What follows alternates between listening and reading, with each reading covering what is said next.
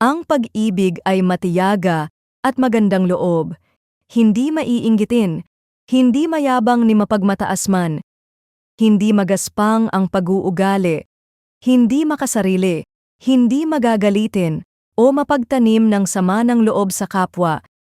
Hindi ito natutuwa sa masama, sa halip ay nagagalak sa katotohanan.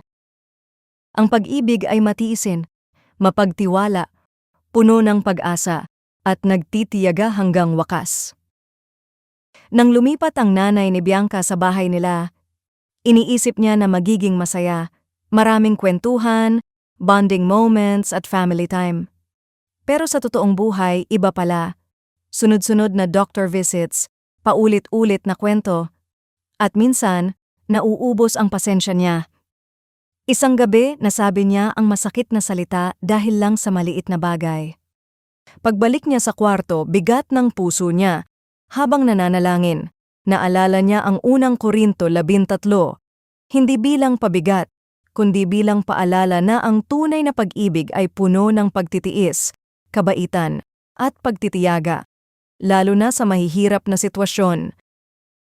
Ang sinasabi ni Pablo, ang tunay na pag-ibig ay hindi lang emosyon, pamumuhay ito na nakaugat kay Kristo. Hindi natin kayang gawin ito sa sariling lakas. Galing ito sa tapat na pag-ibig ng Diyos sa atin, na kahit kailan, hindi tayo karapat-dapat. At dahil tinanggap natin ito, tinatawag niya tayong ipakita rin ito sa iba, lalo na sa mga sandaling mahirap at hindi komportable. Ang ganitong pag-ibig ay hindi nagbibilang ng mali. Hindi sumusuko kahit mahirap. Pinipili nitong magtiis, magtiwala, umasa sa ginagawa ng Diyos sa buhay ng iba, at manatili kahit masakit o hindi madali. Ang ganitong pagmamahal ay susubok sa atin, hahamunin nito ang ating pride, ang ating pasensya, at pagiging makasarili.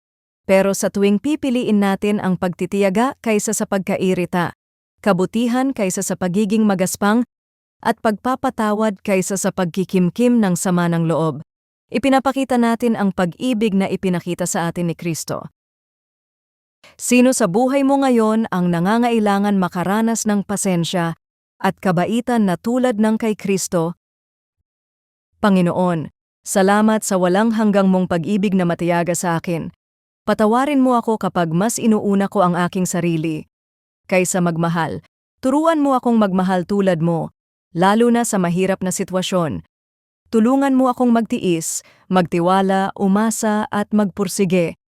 Hindi sa sariling lakas ko, kundi sa iyong lakas. Sa pangalan ni Jesus. Amen.